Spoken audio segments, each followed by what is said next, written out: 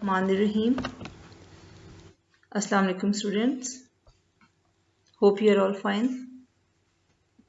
आज हम plasma membrane के बारे में बात करेंगे. प्लाज्मा मेम्ब्रेन जो है वो प्रोटोप्लाज्म जो है उसकी आउटर बाउंड्री होती है और ये तमाम सेल्स में प्रेजेंट है, जैसे प्रोकैरियोटिक सेल्स हैं, यूकैरियोटिक सेल्स हैं, हर एक में प्रेजेंट है. प्लाज्मा मेम्ब्रेन जो है इसके और भी नाम हैं. प्लाज्मा मेम्ब्रेन के इसके अलावा 3 और नाम भी हैं. एक नाम क्या है? Cell membrane. इसके अलावा इसको प्लाज्मा लेमा भी कहते हैं और तीसरा नाम सेल सरफेस मेम्ब्रेन. यानी टोटल 4 नाम हो गए. Plasma membrane, cell membrane, plasmalemma और फिर सेल सरफेस मेम्ब्रेन. अब इसका फंक्शन क्या है? इसका फंक्शन ये होता है कि किसी भी मटेरियल को सेल के अंदर जाना है या सेल से बाहर आना है तो उसको कहाँ से गुजरना है? उसको प्लाज्मा मेम्ब्रेन से गुजरना है. इसका ये मतलब हुआ कि फंक्शन अगर हम बताना चाहें तो इसका फंक्शन क्या होगा कि it controls the passage of materials into and out of the cell. इसके बाद कॉम्पोजिशन ऑफ प्लाज्मा मेम्ब्रेन कि किस चीज़ से बनी हुई है, तो केमिकली अगर हम बात करें सेल मेम्ब्रेन जो है उसमें क्या क्या चीज़ें हैं. उसके अंदर बेसिकली जो है वो प्रोटीन्स हैं और प्रोटीन कितनी होती है? 60 to 80%. लिपिड्स हैं 20 to 40% और उसके अलावा स्मॉल क्वांटिटी में इसके पास कार्बोहाइड्रेट्स भी प्रेजेंट है. तो एक एक करके ज़रा थोड़ी मज़ीद डिटेल की बात करें. प्रोटीन्स तो हमने कहा कि 60 to 80% प्रेजेंट है. अब जो प्रोटीन कंटेंट है इंक्लूड किस किस चीज़ को करता है? इसमें क्या क्या चीज़ें प्रेजेंट हो सकती हैं? इसके अंदर वेरियस स्ट्रक्चरल और फंक्शनल प्रोटीन्स प्रेजेंट हैं. इसके बाद जो है वो लिपिड कंटेंट आ जाता है. लिपिड कंटेंट जो है उसके अंदर 20 to 40% जो है वो प्रेजेंट होता है ये. और इसमें क्या क्या चीज़ें हैं? फॉस्फोलिपिड्स और इसके अलावा कोलेस्ट्रॉल्स. अब कोलेस्ट्रॉल के बारे में एक बात याद रखें कि कोलेस्ट्रॉल जो है वो प्रोकैरियोटिक सेल मेम्ब्रेन जो है उसके अंदर प्रेजेंट नहीं होता. इसके बाद तीसरी चीज़ जो है वो स्मॉल क्वांटिटी कार्बोहाइड्रेट्स की भी प्रेजेंट होती है और वो किस शक्ल में होती है? Conjugated form. कॉन्जुगेटेड फॉर्म का क्या मतलब है? कॉन्जुगेटेड फॉर्म का ये मतलब होता है कि जिस वक्त आपका, जैसे इसमें एग्जांपल देखें, ग्लाइकोलिपिड्स एंड ग्लाइकोप्रोटीन्स. ग्लाइकोलिपिड्स जो है वो कार्बोहाइड्रेट्स और लिपिड से, यानी कि कॉन्जुगेटेड मॉलिक्यूल कौन सा होता है आपका कि जो दो डिफरेंट जो है आपके मॉलिक्यूल्स उनसे मिलके बनता है तो उसको हम कॉन्जुगेटेड कह देते हैं. तो ग्लाइकोलिपिड जो है वो कार्बोहाइड्रेट और लिपिड से मिलके बनेगा. ग्लाइकोप्रोटीन किससे मिलके बनेगा? कार्बोहाइड्रेट्स और प्रोटीन से. तो ये इस तरह से जो है वो इसमें प्रेजेंट है. इसके बाद स्ट्रक्चर की बात जब आएगी तो उसमें हमें आपका बिल्कुल जाना पहचाना मॉडल है, that is fluid mosaic model, जो कि हमें यहाँ पर काम आएगा. तो हम स्ट्रक्चर जो है इसको एक्सप्लेन करेंगे with the help of fluid mosaic model of plasma membrane. अब ये मॉडल जो है वो प्रपोज करता है कि मेम्ब्रेन असल में क्या है कि फॉस्फोलिपिड बाइलेयर है. फॉस्फोलिपिड बाइलेयर का क्या मतलब है? आप ये देख रहे हैं, ये जो आपको मॉलिक्यूल्स नजर आ रहे हैं, ये वाले और ये वाले, ये 2 लेयर्स बना रहे हैं ना. बाइलेयर क्यों कहते हैं? 2 लेयर्स, एक ये लेयर और एक ये लेयर. तो 2 लेयर्स किसकी बन रही हैं? नाम भी अच्छी तरह से ध्यान में रखिएगा. तो बाइलेयर किसकी है? Phospholipid bilayer. अब ये इसके अंदर अगर आप ये देखें कि प्रोटीन मॉलिक्यूल्स आपको एम्बेडेड नजर आ रहे हैं. एम्बेडेड नजर कैसे आ रहे हैं? या तो वो फुली है यानी पूरे का पूरा मॉलिक्यूल इसमें एम्बेडेड है, या फिर क्या है? पार्शियली एम्बेडेड है. वो देखें आपको इसको ऊपर से निकले हुए नजर आ रहे हैं यहाँ पर. ये क्या होंगे? ये पार्शियली एम्बेडेड है यानी मुकम्मल तौर पे एम्बेडेड नहीं है. तो कुछ क्या दोनों तरह से होते हैं. प्रोटीन मॉलिक्यूल जो इसके अंदर प्रेजेंट होते हैं वो पार्शियली एम्बेडेड भी हो सकते हैं और होली एम्बेडेड यानी कि पूरे का पूरा भी एम्बेडेड उसके अंदर हो सकता है. प्रोटीन्स जो है वो मेम्ब्रेन में स्कैटर्ड है. ये देखें स्कैटर्ड है, लेकिन ये कोई पैटर्न नहीं बनाते, कोई डेफिनेट पैटर्न नहीं है इसके अंदर. जस्ट ये क्या होते हैं? स्कैटर्ड होते हैं. और इसकी एग्जांपल अगर हम देना चाहें कि किस तरह स्कैटर्ड होते हैं तो ये इरेगुलर पैटर्न में, जैसे बिल्कुल अगर आप समंदर के अंदर आइसबर्ग्स देखें ना, आइसबर्ग जो उसके होते हैं बर्फ के तौदे उसके अंदर जो प्रेजेंट होते हैं, तो उसकी तरह से ये भी क्या होते हैं? उसके अंदर ये प्रेजेंट होते हैं। अब जो पैटर्न ऑफ डिस्ट्रीब्यूशन कितना वेरी करेगा, मेम्ब्रेन टू मेम्ब्रेन भी वेरी करेगा। जैसे आपने माइटोकॉन्ड्रिया की मेम्ब्रेन देखी, क्लोरोप्लास्ट की या किसी ऑर्गेनेल की मेम्ब्रेन देखी, उसमें भी वो वेरी करेंगे। और अगर मैं इसी एक ही ऑर्गेनेल में बात कर रही हूँ तो उसमें भी क्या होगा कि ये वेरी कैसे करती है कि एक तो मेम्ब्रेन टू मेम्ब्रेन मैंने बात की वेरी करती है, दूसरी की on both surfaces of membrane, यानी एक इसकी जो ये आउटर सरफेस है ये, और जो इनर सरफेस है ये भी जो है वो क्या करती हैं, एक दूसरे से ये वेरी करती हैं। तो इसका मतलब है दोनों लिहाज से ये वेरी करेगा। अब एक और चीज आ जाती है कि थिकनेस इसकी कितनी है। तो इसकी जो थिकनेस अगर मैं बात करूं, ये जो इसकी ये थिकनेस होगी वो कितनी है, that is 7 nanometres. So membrane जो है इसकी थिकनेस जो है वो कितनी है, तकरीबन 7 नैनोमीटर्स थिकनेस होती है इसकी। अब इसके जरा पार्ट्स की बात कर लें तो इसमें सबसे पहला पार्ट जो हम अभी बात कर भी रहे थे, लिपिड पार्ट। लिपिड पार्ट की पहले बात कर लेते हैं। तो लिपिड पार्ट जो प्लाज्मा मेम्ब्रेन का है, इसमें क्या होती है, 2 लेयर्स हैं। अभी बात कर रही थी आपसे, 2 लेयर्स हैं, इसीलिए हम इसको बाइलेयर कहते हैं। फॉस्फोलिपिड से मिलकर बनी होती हैं और ये अरेंज कैसे होती हैं कि इनके जो हाइड्रोफोबिक एंड्स हैं वो एक दूसरे की तरफ, ये देखें, ये जो आपको ये इसके दो है ना इसके एंड्स, एक ये जो गोल गोल सा सर्कुलर सा लग रहा है और एक ये जैसे 2 टेल्स इसकी होती है ना, ये एक मॉलिक्यूल है इसका फॉस्फोलिपिड का ना। तो ये सारे के सारे इस तरह मिलके लेयर बनाते हैं। तो ये जो इसके ये वाले एंड्स होते हैं ना, जो टेल की तरह है, 2 टेल्स लगता है इसकी हैं, ये कौन से होते हैं, ये हाइड्रोफोबिक होते हैं। हाइड्रोफोबिक ने देखे एक दूसरे को फेस किया हुआ है, यानी इसका जो हाइड्रोफोबिक, इस मॉलिक्यूल का जो हाइड्रोफोबिक एंड है, यानी ये इसने इस जो मॉलिक्यूल है इसके हाइड्रोफोबिक एंड को फेस किया हुआ है, यानी हाइड्रोफोबिक एंड जो है वो क्या करेंगे, एक दूसरे को फेस करते हैं। लेकिन जो इसके हाइड्रोफिलिक एंड्स होते हैं वो कहाँ होते हैं, वो सरफेस के ऊपर। ये देखें, ये सरफेस है इसकी, ये हाइड्रोफिलिक एंड है, और ये सरफेस ये हाइड्रोफिलिक। हाइड्रोफिलिक में आई होप कि आपके जहन में होगा हाइड्रोफिलिक कौन से होते हैं। हाइड्रोफिलिक मीन्स लविंग, यानी कि ये कौन से है, ये वाटर लविंग है, और इसीलिए ये सरफेस के ऊपर प्रेजेंट है, क्योंकि यहाँ पर भी जाहिर है ये किसी न किसी वाटर मीडियम में होगा, और यहाँ पर भी इनर सरफेस है, इसके अंदर साइटोप्लाज्म है। तो जो हाइड्रोफिलिक है इसीलिए वो कहाँ पर होते हैं, वो सरफेस के ऊपर प्रेजेंट होते हैं। लेकिन फोबिक किससे है निकला हुआ है, फोबिया क्या होता है, फियरिंग, फोबिक फियरिंग है, तो मीन्स कि ये तो वाटर फियरिंग है ना, हाइड्रोफोबिक है, तो ये क्या करेगा, ये एक दूसरे को फेस कर लेते हैं ताकि क्या हो कि ये इनका डायरेक्ट कांटेक्ट जो है वो वाटर के साथ ना आए। अब ये तो हमने बात की कि हाइड्रोफिलिक और हाइड्रोफोबिक जो होते हैं इसके एंड्स जो हैं वो किस तरह से जो है वो सरफेस के ऊपर अपीयर होंगे। जो हाइड्रोफोबिक हैं इसके वो एक दूसरे को फेस करेंगे, और जो हाइड्रोफिलिक हैं वो क्या करेंगे, वो सरफेस के ऊपर होंगे। अब इसके अलावा स्टीरॉइड्स हैं, कोलेस्ट्रॉल्स हैं, वो आप ये देख सकते हैं, ये देख रहे हैं ये कोलेस्ट्रॉल, इसने क्या किया, इसने अपने को वेज किया हुआ है। वेज समझते हैं, मतलब थोड़ी सी स्पेस है उसके अंदर अपने आप को उसने क्या किया, फिट कर लिया। यहाँ पर भी है, इधर देखें यहाँ पर फिट किया हुआ उसने अपने आप को, इधर यहाँ पर वेज किया हुआ है। तो जो कोलेस्ट्रॉल वगैरह है, स्टीरॉइड्स हैं, ये क्या करते हैं कि वो जो फॉस्फोलिपिड बाइलेयर है उस पे एट इंटरवल्स जो है वो अपने आप को क्या कर लेते हैं कि अपने आप को उसके अंदर वेज कर लेते हैं ताकि वो इसके अंदर प्रेजेंट है। ये देखें यहाँ पर, इधर यहाँ पर प्रेजेंट है, तो इसने क्या किया, अपने आप को वेज किया हुआ है। वेज मीन्स कि एक स्मॉल स्पेस के अंदर अपने आप को एडजस्ट कर लेना। तो ये इधर देखें, यहाँ देखें, यहाँ देखें, तो ये एट इंटरवल्स जो है वो ये इसमें जो है इसके अंदर कोलेस्ट्रॉल जो होता है वो इसमें प्रेजेंट होता है। अब इसके बाद दूसरी जो चीज आ जाती है वो कौन सा पार्ट है, दैट इज प्रोटीन पार्ट। तो अब हम इसकी जरा बात कर लें। अभी तक हम बात कर रहे थे लिपिड पार्ट की, अब प्रोटीन पार्ट की जरा बात कर लेते हैं। तो जो मोस्ट प्रोटीन जो मेम्ब्रेन प्रोटीन्स होती हैं वो क्या करती हैं कि वो ड्रिफ्ट करती रहती हैं साइडवेज की तरफ। फ्लूइड बाइलेयर है ना आपकी, जो ये बाइलेयर जो होती है, ये वाली जो फॉस्फोलिपिड बाइलेयर, ये फ्लूइड होती है। अब ये जो प्रोटीन्स हैं ये क्या करती हैं, ये ड्रिफ्ट करती हैं इस तरफ, यानी कि साइडवेज, ये इधर से इधर और इस तरफ से इस साइड के ऊपर ये ड्रिफ्ट करती रहेंगे, यानी मूव करती रहती हैं। ड्रिफ्ट होता है स्लोली मूव करना, तो ये स्लोली जो है वो मूव करती रहती हैं।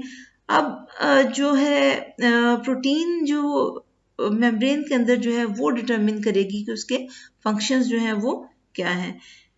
प्लाज्मा प्रोटीन की अगर हम बात करें तो बहुत सी प्लाज्मा प्रोटीन्स जो हैं वो ग्लाइकोप्रोटीन्स होती हैं। तो आप ये देख भी सकते हैं, ये ग्लाइकोप्रोटीन, ये देखें, ये प्रोटीन है और इसके ऊपर क्या है, कार्ब। अभी मैंने कहा था ना ग्लाइकोप्रोटीन क्या होती है कि आपकी प्रोटीन के साथ क्या चीज अटैच्ड होगी, कार्बोहाइड्रेट। तो हम उसको कह देते हैं कि वो क्या है, ग्लाइकोप्रोटीन है। तो हमारी जो बहुत सी जो प्रोटीन्स जो होती हैं वो क्या ग्लाइकोप्रोटीन्स होती हैं, और इनमें क्या होता है कि इनके साथ अटैच्ड कार्बोहाइड्रेट चेन प्रेजेंट होती है। ये देख सकते हैं, ये इसके साथ कार्बोहाइड्रेट चेन जो है वो अटैच्ड है, तो हम इसको क्या कहेंगे, ग्लाइकोप्रोटीन। अब तीसरी चीज हमारे पास आ जाती है, जो हमने कहा था कि स्मॉल क्वांटिटी में कार्बोहाइड्रेट्स भी प्रेजेंट है। अभी जो कार्बोहाइड्रेट्स जो प्रेजेंट है ये किस शक्ल में हो सकते हैं, ये ब्रांच भी हो सकते हैं, ये अनब्रांच भी। यहाँ से आप देख सकते हैं, ये देखें, ये दिस वन, ये क्या है, ये अनब्रांच्ड है। लेकिन अगर मैं इसको देखूं तो ये क्या है, ये ब्रांच्ड है। ठीक है, तो आपके जो कार्बोहाइड्रेट्स हैं दोनों शक्लों में हो सकते हैं। ये कैसे हो सकते हैं, ये ब्रांच भी हो सकते हैं, ये अनब्रांच ओलिगोसैकेराइड्स। अभी हम जाके इनकी डिटेल्स भी पढ़ेंगे। ओलिगोसैकेराइड्स फ्यू सैकेराइड यूनिट्स इनमें होती हैं, तो ओलिगो कह देते हैं। अब ये अटैच प्रोटीन के साथ अगर अटैच्ड है कार्बोहाइड्रेट, जैसे हमने यहाँ पर अभी कहा था प्रोटीन के साथ अटैच्ड है, यहाँ देख सकते हैं आप। इसके बाद ये देखें, ये प्रोटीन है, इसके साथ अटैच्ड है, ये प्रोटीन है, इसके साथ अटैच्ड है। तो अगर ये प्रोटीन्स के साथ अटैच हो तो फिर हम इनको क्या कह देते हैं, ग्लाइकोप्रोटीन्स। और अगर ये लिपिड्स के साथ अटैच हो तो उसको ग्लाइकोलिपिड्स कह देते हैं। तो यहाँ पर आप देख सकते हैं ग्लाइकोलिपिड, ये देखें, ये लिपिड मॉलिक्यूल है ना, ये वाला। तो इसके साथ अटैच्ड है, तो हम अब इसको क्या कहेंगे, ग्लाइकोलिपिड कहेंगे। लिपिड के साथ अटैच हो तो ग्लाइकोलिपिड, यहाँ पर भी आप देख सकते हैं।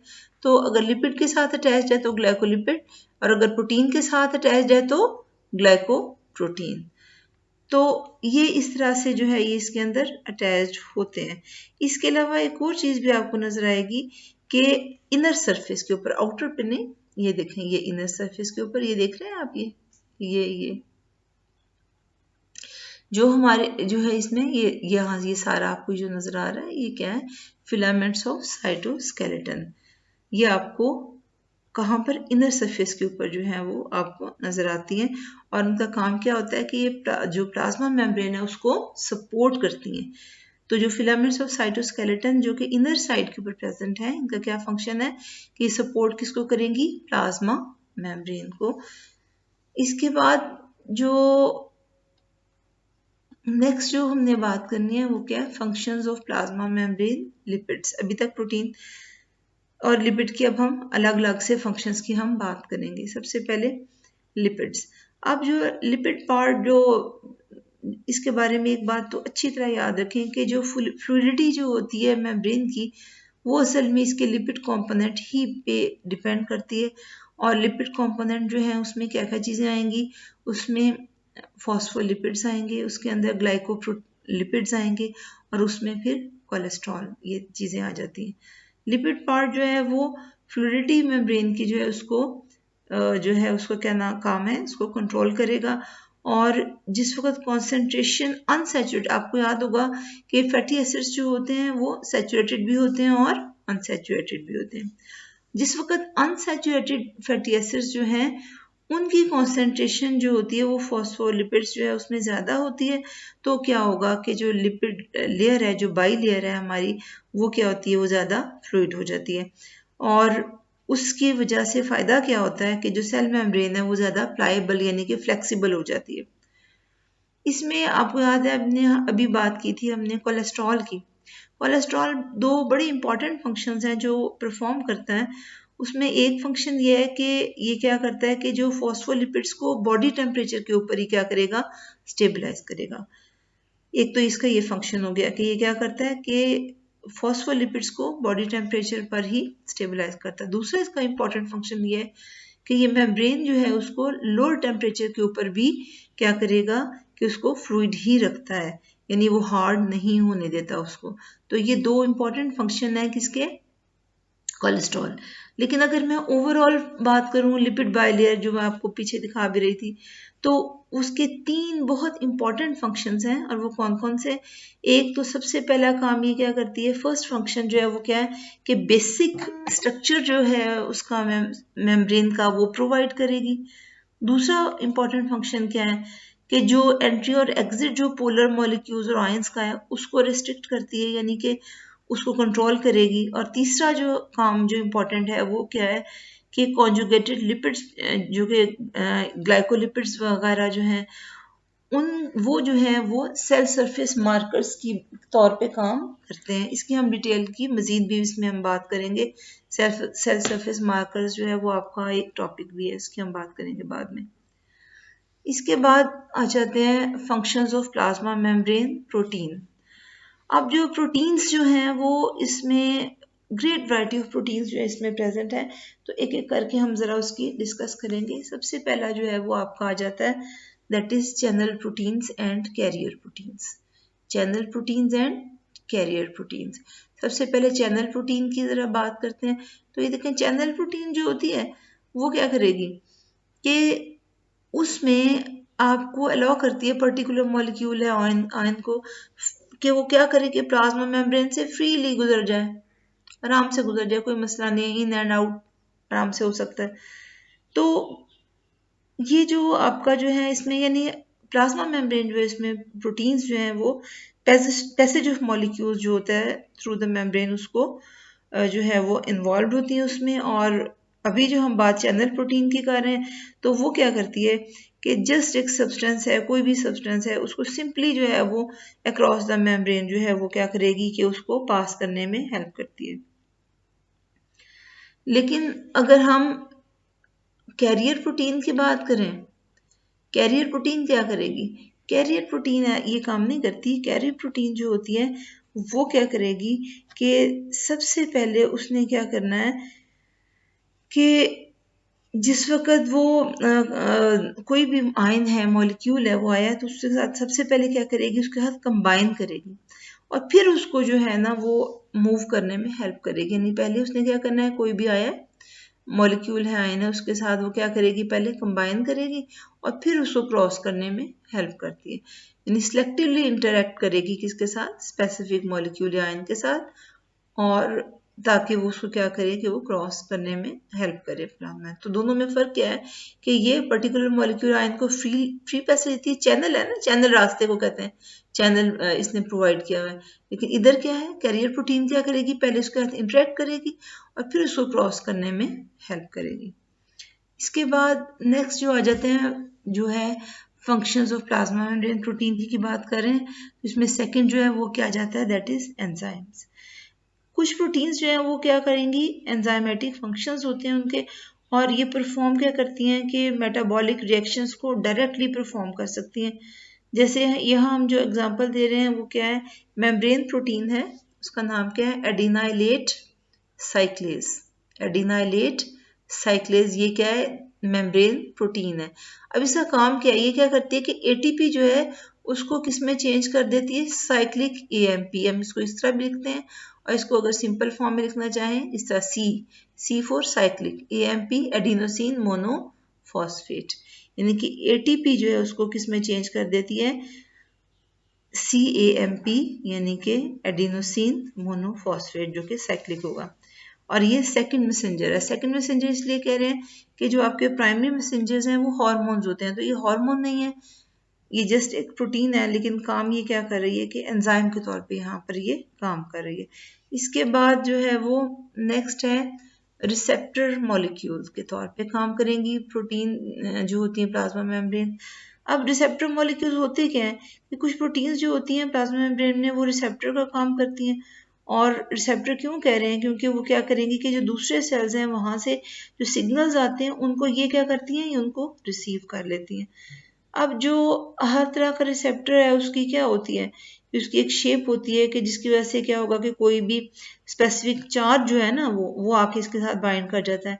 अब जिस वक्त बाइंड करता है वो उसके साथ आके मॉलिक्यूल, तो उससे क्या होगा कि प्रोटीन जो है वो अपनी शेप को चेंज करती है, जिसकी वजह से क्या होगा कि इंट्रासेलुलर रिस्पॉन्स जो है वो शो करेगी।